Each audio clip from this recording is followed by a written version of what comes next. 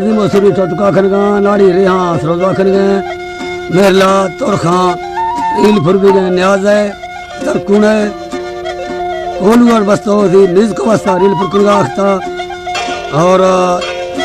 घास वदी निज को बस्ता रील फुरकुंगा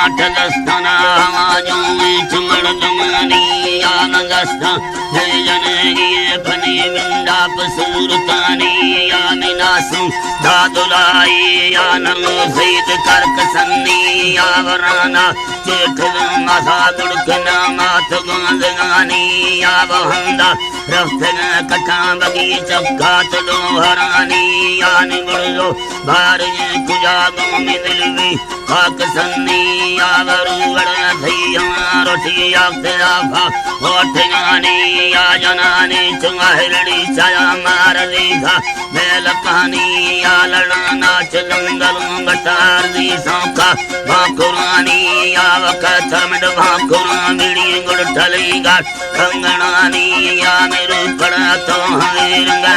गुरीद भी था कहानी या गुल्लो भारी खुजागों में दिलवीर कसन्नी या दिलवीर कसन्नी या वरुगड़ या मसरमा भागर करे मार सुगुडल दास कहानी या वतिके तो जगर काटे वन्या मात पुट्ठमानी या को बदल मनी संगे कबीरा चुहंगरानी या कबीरा चुहंगरानी या रवा चमांदिर तेरे नाचो वजह आज गानी या डुगुड़लो चबारे बगीचा मभाका सीज़ानी या चमड़दार लात हुरगुते ना करा साजनानी या दरा फलसवाज़री चुड़ा गोल मुझोका उकुड़ानी या नसोत कसी तो कना गला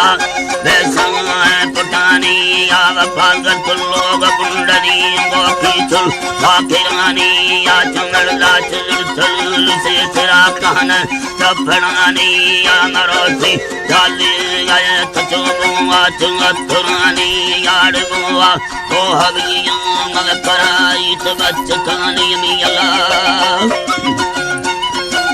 है बो हविया मग कराई तबच कानी याडे कर कसमखा बोलूंग दव चक्का मर्दमानी या न वक्ते या मेरे बल तुम बसेरा तुम छनानी या तेरी समणगा सलुरुक ले समोलार यार तानियान वक्ते खड्डम रोधेंगे दस्ताज चोरमानी या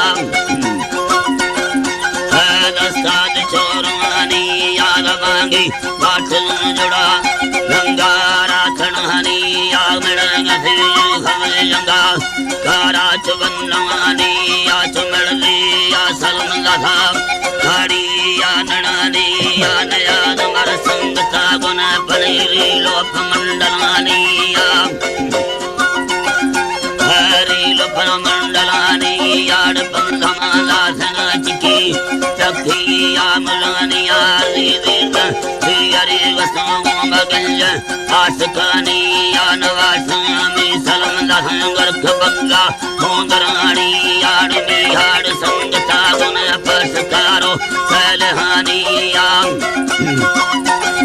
पसकारो ले सलहानी या वसली हमें रात जखवा हाल की घरानी यार वांगुम बाखड़ों लड़ा बग्गी तो समानी या कफूल की लवियंगुम बच्चा झल नामा बांधगानी यानी अंगती रफ्तने कथाम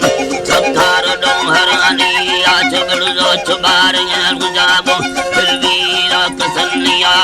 पिंड में सूरती विधे अकीरा जार का सरानी या जाना चुमन ते दहो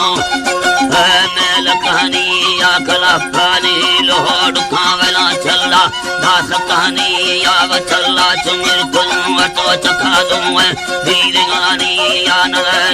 भाकुर सुर चमन ठाही गुमा ज्वानिया में अल्लाह